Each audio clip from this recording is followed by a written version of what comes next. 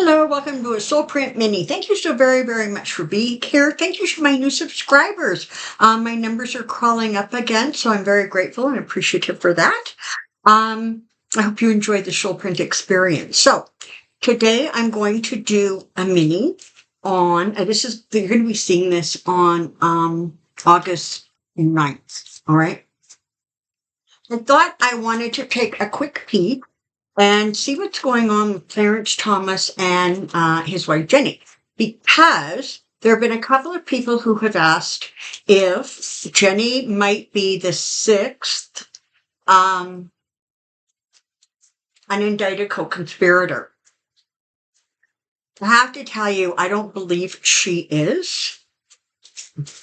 But let's take a look. Mostly I want to see what's going on, the dynamics between the two of them, Clarence and his wife, because Clarence himself is in a whole pile of trouble. And, those investigations are not slowing down. They continue.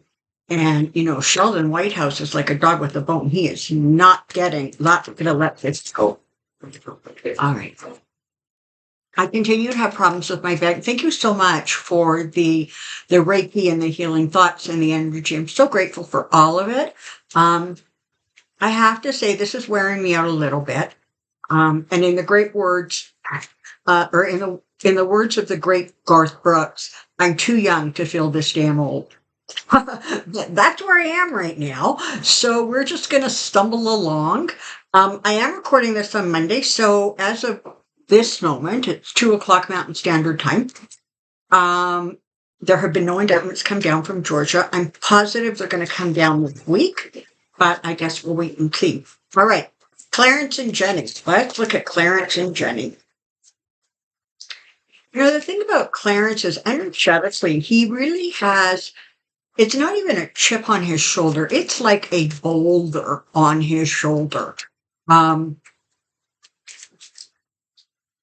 I don't know what it is with him. I think he just resents being Black. Honestly, I do. I think that he doesn't want his race to be pointed out. That's what it is with him. And he gets testy when it is, or when it looks like there's being favoritism showed to the entire race, right? It's like if he doesn't like it and doesn't want it, well, nobody else can have it or want it or need it too. That's kind of his energy. All right, one quick shuffle, and here we go.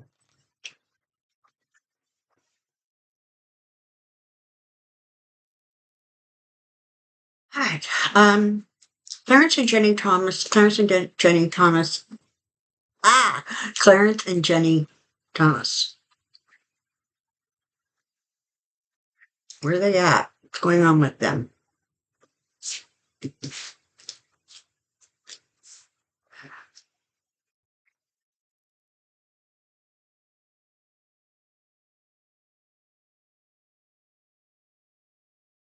I know you guys get quite a little kick out of the faces my face makes. All right.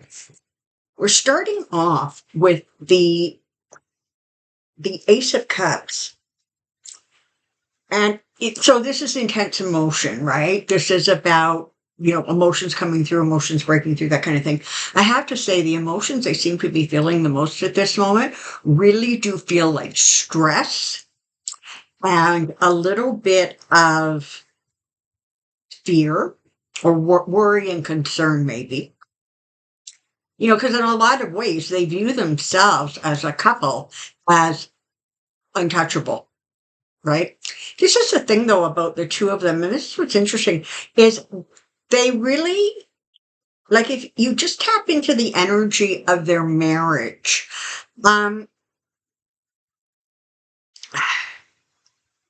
they really do balance each other out. In some way, honestly, I would go so far to say this really is a love match between them.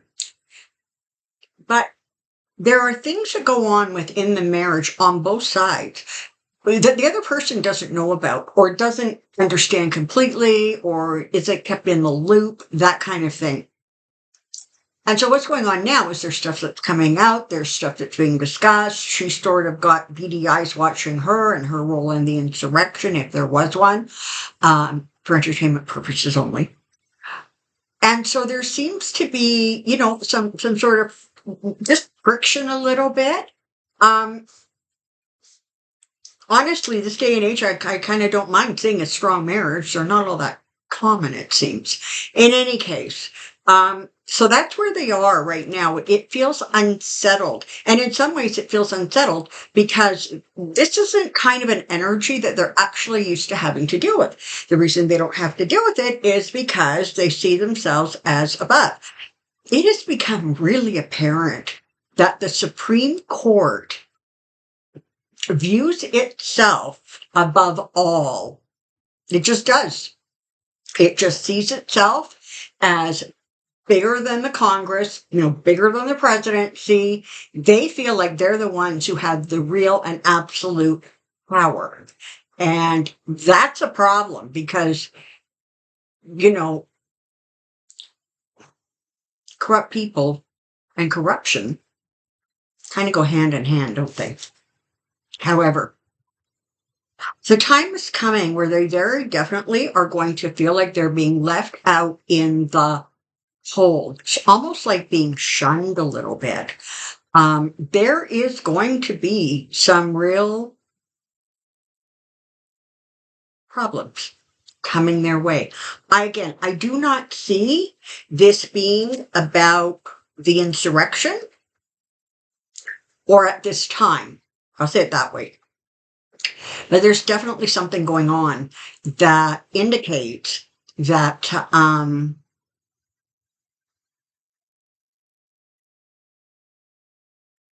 it indicates that there's a lot of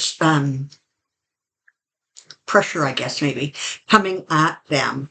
Now, Alito and Clarence are like, their mindsets are very, very similar. But Roberts, for example, is getting a little cranky about the fact that there is all this focus on the Supreme Court. He doesn't like when that happens. Because, of course, the more you focus, the more you see, the more you see, the more you investigate, and so it goes. So they are receiving a little bit of, they kind of are starting to feel like they've been sort of shoved out in the cold a little bit, and that's where they are. Make no mistake, ultimately, the government is going to prove to sort of play a part in their downfall. Now, this is the thing, right? They're probably wealthy beyond means. They apparently have a strong marriage. There's really nothing stopping them from just sort of, dialing it down and, going on into retirement or finding some other causes. But it's not like the government is going after them, but there are components of the government that don't like what they're hearing from him and frankly from his wife. And that is being looked at. They have this isn't a debt. Well, it's sort of the ending of the way they are and the way they function. So again, you kind of are in a place with them where changes are coming that are inevitable. I want to say it that way because death kind of is inevitable, right? I mean, something comes to an end and then there is a rebirth process.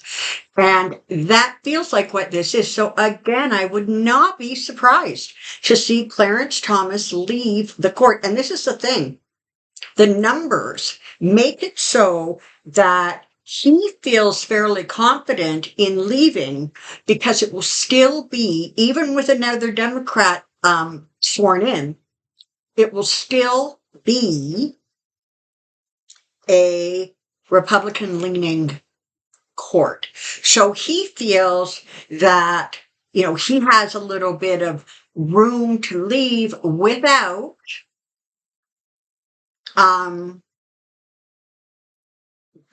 jeopardizing the right-leaning court. Okay.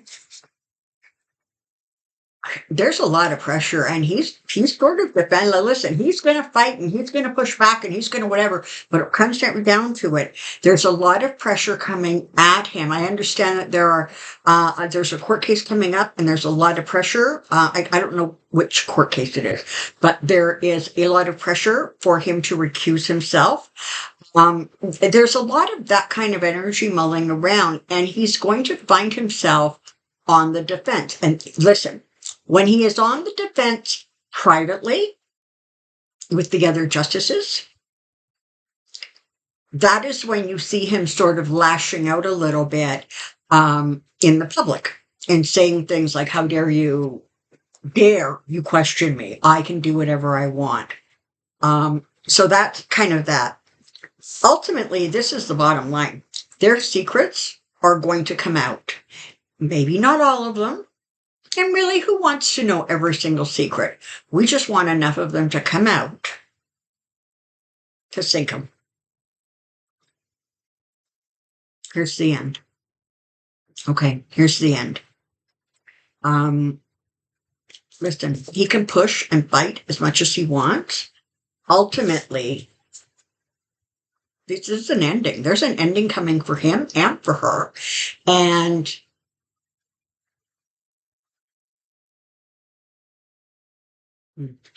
this is the thing. There is energy around her that indicates that there really could be some sort of legal jeopardy or trouble coming her way, and I don't know from where. But he is very confident that even if there's trouble, nobody would dare indict his wife. And even if somebody dared to indict his wife, it very much feels like the court system would do everything in its power to protect them, that the court system itself would push back. I don't know. You know what I mean? When I see death and the world, I kind of got to say,